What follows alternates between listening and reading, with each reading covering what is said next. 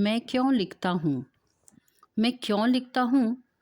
यह प्रश्न बड़ा सरल जान पड़ता है, पर बड़ा कठिन भी है, क्योंकि इसका सच्चा उत्तर लेखक के आंतरिक जीवन के स्तरों से संबंध रखता है।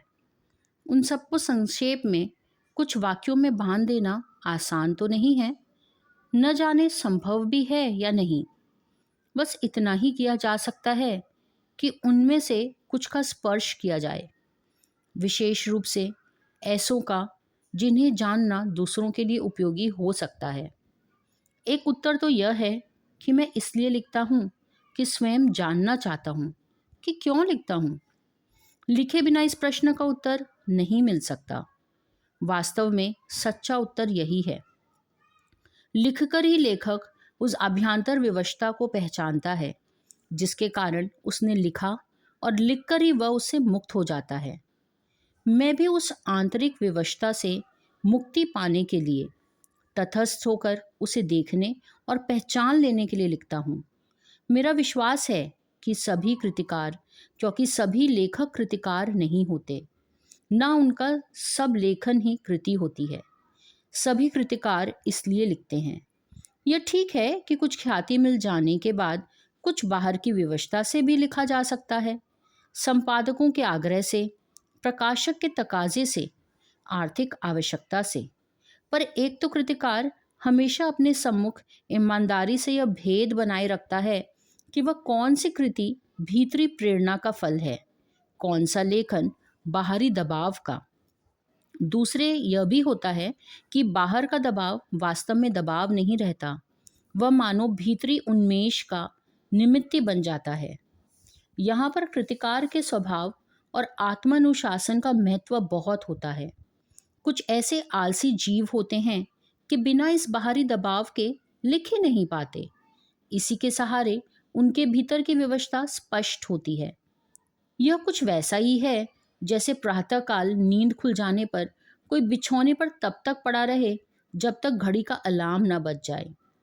इस प्रकार वास्तव में कृतिकार बाहर के दबाव के प्रति समर्पित नहीं हो जाता है, उसे केवल एक सहायक यंत्र की तरह काम में लाता है जिससे भौतिक यथार्थ के साथ उसका संबंध बना रहे।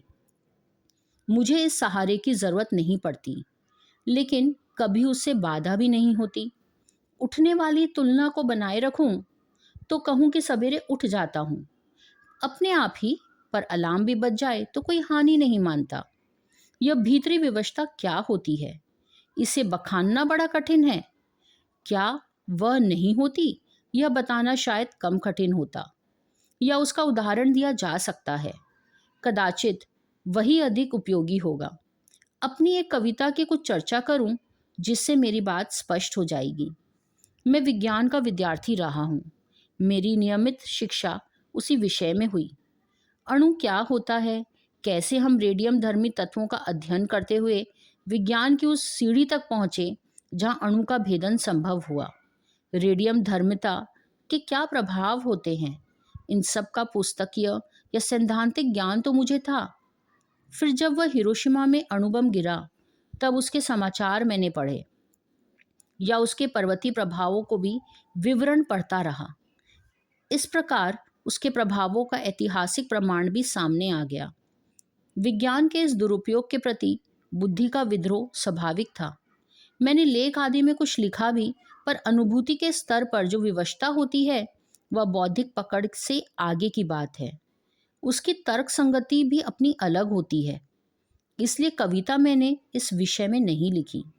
यूं युद्ध काल में भारत की पूर्वी सीमा पर देखा कि कैसे सैनिक ब्रह्मपुत्र में बम फेंककर हजारों मछलियां मार देते थे, जबकि उन्हें आवश्यकता थोड़ी सी होती थी।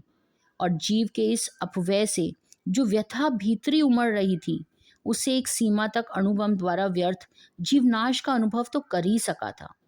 जापान जाने का अवसर मिला, तब हिरोशिमा भी गया, अस्पताल भी देखा जहां रेडियम पदार्थ से आहत लोग वर्षों से कष्ट पा रहे थे।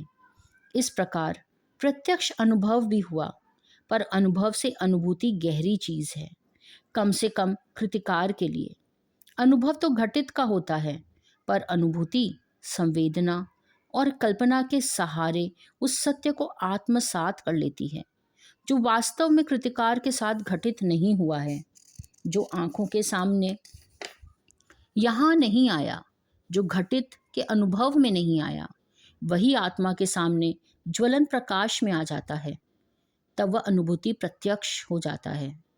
तो हिरोशिमा में सब देखकर भी तत्काल कुछ नहीं लिखा मैंने, क्योंकि इसी अनुभूति प्रत्यक्ष की कसर थी।